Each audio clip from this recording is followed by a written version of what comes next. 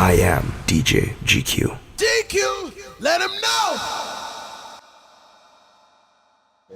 I started too long ago on South Beach. I used to DJ at, funny enough, Glam Slam before it was Level, before it was Mansion. And back then it was more of a hip hop thing. I was actually a huge reggae DJ in the mid 90s. And then coming over here, you know, my friends were Sean Paul, Mr. Vegas, Beanie Man, that type of stuff. And then I actually met up like down the line with Akon and DMX and that type of stuff. So I transitioned to hip hop.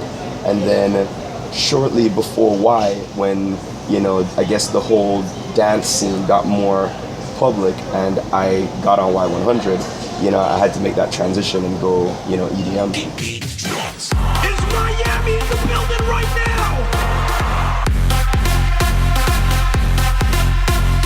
When I walk into the room, it's very important, the crowd response to how I start.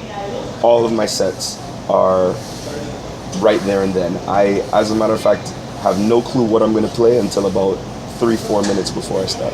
Because in an open format sense, if you see 5 girls walk in, I tease a lot with genres sometimes in my mix. And if I played the beginning of a reggaeton song and the 5 girls jump up, I know what they like.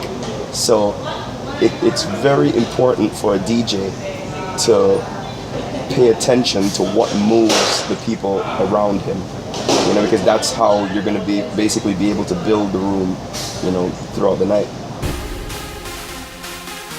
I rock nightclubs. I have a style that I feel I'm going to push on people come 2014, because now that my dead stamp in the business is a little stronger, you know, it's going to be a little bit easier for me to do it.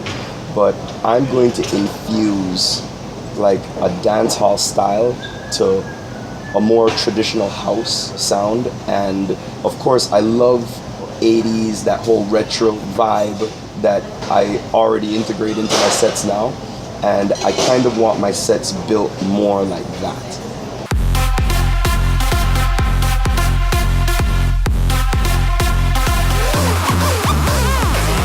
I have always told people that if I had, you know, a camera phone, you know, like, you know, in the late 90s, I mean, or even the early 90s, when I was at Glam Slam, man, I don't even think I was old enough to get in there. And I remember DJing a party around Christmas. It was the Christmas before Biggie died.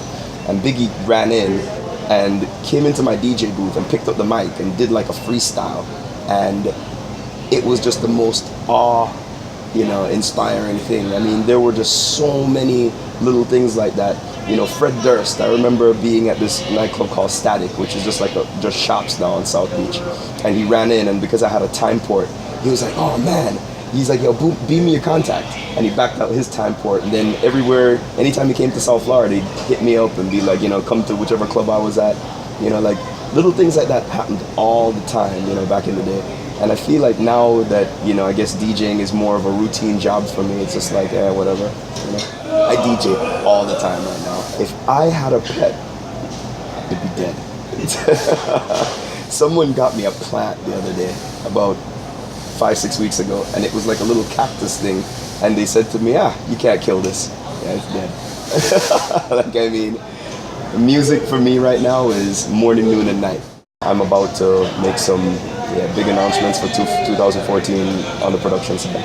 The first single is called Lighters, and it's dropping right on the new year. It's DJ GQ, King of Clubs, Mr. Let Him Know, Mr. Y100, and I'm chilling with EDMSouthFlorida.com.